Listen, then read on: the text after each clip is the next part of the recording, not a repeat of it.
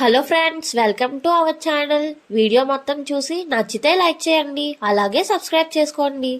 Daily use English sentences in Telugu. ఏదో ప్రయత్నిద్దాం.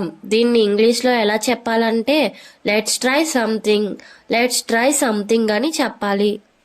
నేను నిద్రపోవాలి. దీన్ని ఇంగ్లీష్లో ఎలా చెప్పాలంటే I have to go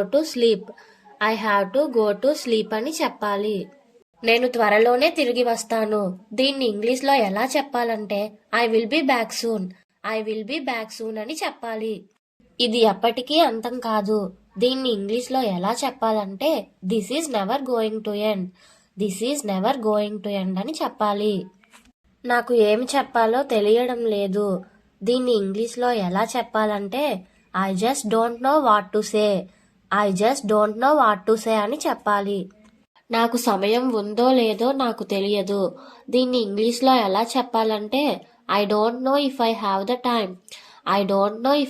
the time అని చెప్పాలి. దీనికి 30 రూపాయలు ఖర్చు అవుతుంది. దీన్ని ఇంగ్లీష్లో ఎలా చెప్పాలంటే దిస్ విల్ కాస్ట్ 30 రూపీస్ అని చెప్పాలి. అది జరగదు. దీన్ని ఇంగ్లీష్లో ఎలా చెప్పాలంటే దట్ వోంట్ హ్యాపెన్ అని చెప్పాలి. నేను వెళ్ళబోతున్నాను. దీన్ని ఇంగ్లీష్లో ఎలా చెప్పాలంటే ఐఎమ్ గోయింగ్ టు గో అని చెప్పాలి. ఇది దురదృష్టవశాత్తు నిజం. దీన్ని ఇంగ్లీష్లో ఎలా చెప్పాలంటే ఇట్ ఈస్ అన్ఫార్చునేట్లీ ట్రూ అని చెప్పాలి. Please subscribe for more videos.